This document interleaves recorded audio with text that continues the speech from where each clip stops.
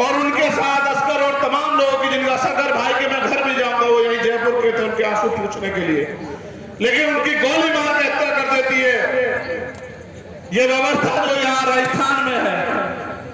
और एक सरकारी कर्मचारी की हत्या होती है, शहीद का दर्जा देने के बजाय मुख्यमंत्री जी और उनके नेता बैठ के उस परिवार का मजाक उड़ाते हैं। ये भारत सरकार की सच्चाई है आपके सामने। एक मेरे याद है, आपने ऐसे इतनी बड़ी ताकत में SC/ST की महापंचायत की थी, आपको याद है या नहीं है बताओ? जिस दिन से हम कर्मचारियों ने अपनी मांगों को लेकर SC/ST की महापंचायत की, वो सारे कर्मचारी, मैं जानता हूं कितना उत्पीड़न उन अधिकारी कर्मचारियों का सरकार के लोगों ने किया। सरकार को लगा कि ये कर्मचारी अपने हक आवाज के लिए समाज को भी इकट्ठा कर रहे हैं। मैं उन कर्मचारी साथियों से भी कहना चाहता कि जब तक आप अपनी राजनीतिक ताकत नहीं बनाओगे, जब तक आप अपने व्यक्ति को ताकतवर नहीं बनाओगे, इसी तरह के दमन का सामना आपको करना पड़ेगा। लेकिन विश्वास रखिए, अगर एक भी कर्मचारी का दमन होगा तो दमन करने वाला चाहे मुख्यमंत्री हो या उनका कोई मंत्री या उनका कोई अधिकारी, वो चैन से नहीं बैठेगा कुर्सी में। इस बात को आप लोग याद रखना। 2 अप्रैल 2018 के सारे मुकदमे वापस अभी नहीं हुए सारे मुकदमे वापस। और SC/ST आयोग बनाया, किसी पोस्ट ऑफिस से ज्यादा नहीं है वो, उनकी कोई बात नहीं मानी जाती। उनके जो अध्यक्ष है उनको भी मैंने सुना, वो भी बेचारे कहते रहते हैं कि साहब ये परेशानी को सुनता नहीं, एक झुंझुना बना के रख दिया, उसको कोई ताकत पावर नहीं है। झुंझुना इसलिए बना दिया कि हम सवाल ना करें, लेकिन सवाल तो करने पड़ेंगे। जनता ने आपको वोट देकर सरकार बनाया, और सरकार इसलिए बनाया कि 2 अप्रैल 2018 में स्पेशली SC/ST के लोगों ने जो आंदोलन किया, उन पर झूठे मुकदमे लगे, उनकी खाल खींची गई। उन्होंने सोचा कि बीजेपी को रोकने के लिए हम लोग कांग्रेस को वोट दे देते हैं।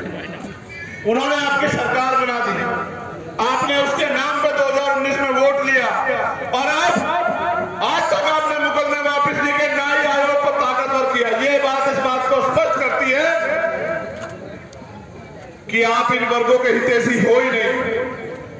सम्मानित साथियों, बड़े दर्द के साथ कहना पड़ रहा है, देश भर के जुल्म अत्याचार एक तरफ, देश भर का अन्याय अत्याचार एक तरफ, और राजस्थान का अन्याय अत्याचार एक तरफ, और फिर आप अन्याय अत्याचार के खिलाफ आवाज भी नहीं उठा सकते।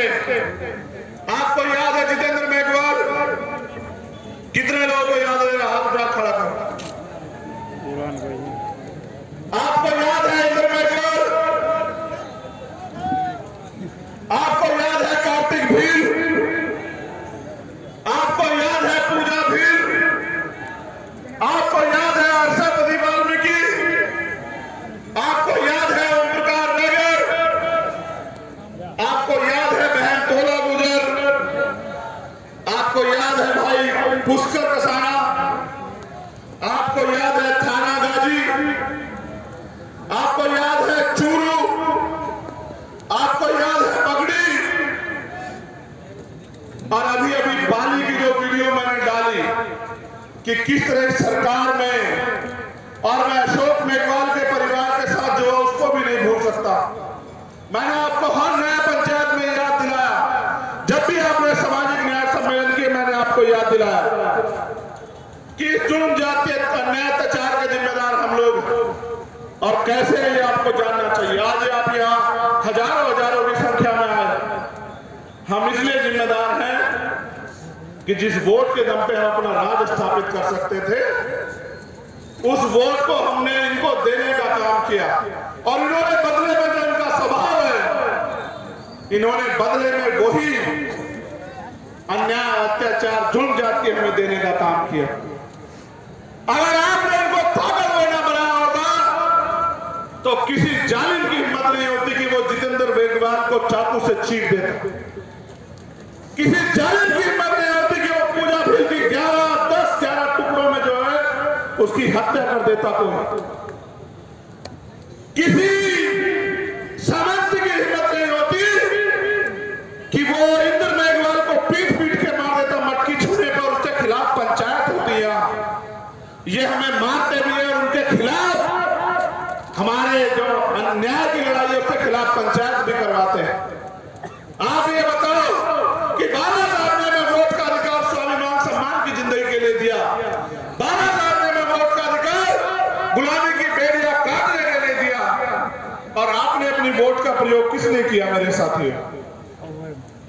ऐसे लोगों पे भरोसा करने के लिए जिनका बस चले तो वो आपसे सांस लेने का अधिकार छीन ले, जिनका बस चले वो आपसे पानी पीने का अधिकार छीन ले, जिनका बस चले वो आपसे अच्छे कपड़े पहनने और आजादी से जीने का अधिकार छीन ले। ऐसे लोगों को इसलिए क्योंकि हमने गलती की तो सजा भी हमें मिल रही। वो दो धारी तलवार है, अगर आप दुश्मन को दोगे तो आपका इलाज होगा, अगर आप अपनों को दोगे तो आपकी परेशानियों का इलाज होगा। आपको ये तय करना है कि आपको किसका इलाज करवाना है, अपना या उनका, या अपनी परेशानियों का।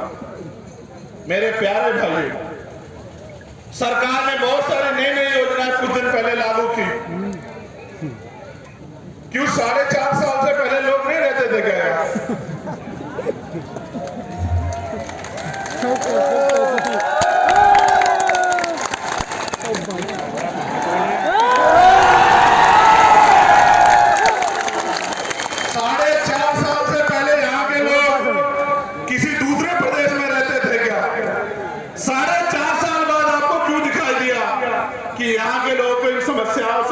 दिलानी है क्यों 4.5 साल आप सो रहे थे क्या मुख्यमंत्री जी? मुझे कहना नहीं चाहिए लेकिन क्या आप मेरा दर्द जानना चाहते हो? मैं उदयपुर आया जितेंद्र मेघवाल के परिवार से मिलने के लिए। इन्होंने मुझे एयरपोर्ट से वापस भेज दिया। मैं उसके बाद 3 बार आया। मैं आके प्लेन से उतरता नहीं, ये मुझे एयरपोर्ट पे अरेस्ट कर लेते और फिर गाड़ी में बिठा के दिल्ली छोड़ के आते। एक बार ये मुझे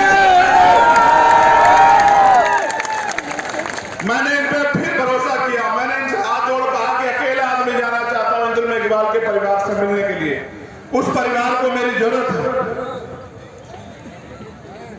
एक अकेले को नहीं जाना चाहिए। इन्होंने मुझे फिर अरेस्ट किया, ये मुझे फिर दिल्ली छोड़ के आए। ये मुझे दिल्ली छोड़ के आए, मैंने तत्काल फ्लाइट कराई। इनके आने से पहले मैं फिर आ गया।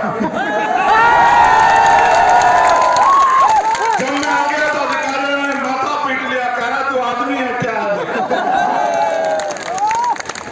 इतनी चिंता तो यहाँ के नेताओं को नहीं है, यहाँ के लोगों की, जिनको वोट देके एमएलए बना के यहाँ के लोगों ने बिठा दी। जितनी चिंता तुझे है।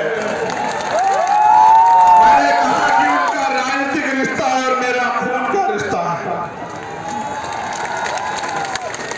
फिर मैं वापस आया और मेरे साथी हमने प्लान बनाया कि इस बार हम यहाँ की सरकार और पुलिस को बताएंगे कि बाबा साहब के बच्चे कितने दिमागदार हैं। और पूरी सरकार और पुलिस की नाक के नीचे से हम लोग जालौर चले गए। जब मैं उनके घर पहुंच गया तब पुलिस को पता लगा। फिर इन्होंने क्या किया, मुझसे झूठ बोल के लेके आया। अगले दिन हमें पीसी करनी थी कि जयपुर तक सुरक्षा दे रहे हैं और जयपुर लाके फिर 50 गाड़ी लगा के पूरा जयपुर बंद करके फिर मुझे दिल्ली छोड़ के आया। मैंने इनसे कहा कि जितना फोर्स मुझे रोकने के लिए लगाते हो श्रीराम जी, इतना फोर्स इन वर्गों की सुरक्षा के लिए लगा दो तो आपके प्रदेश में अन्याय अत्याचार नहीं होगा।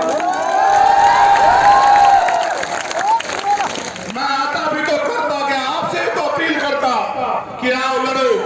लेकिन मैं आपसे पूछना चाहता हूं, ओम प्रकाश रेगर का परिवार इस मंच पे है। उसकी छोटी बहन, जो मेरी भी छोटी बहन है, उस माँ से, उस पिता से मैंने वादा किया था कि आपके बच्चे को न्याय दिलाऊंगा, अपने छोटे भाई ओम प्रकाश रेगर को न्याय दिलाऊंगा।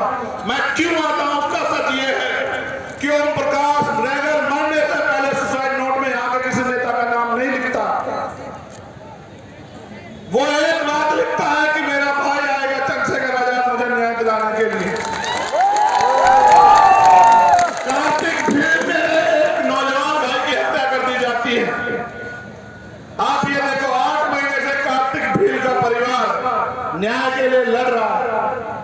क्या जवाब दूं मैं उनको? पानी दे रहा है। आप बताओ, क्या मैं जुल जात के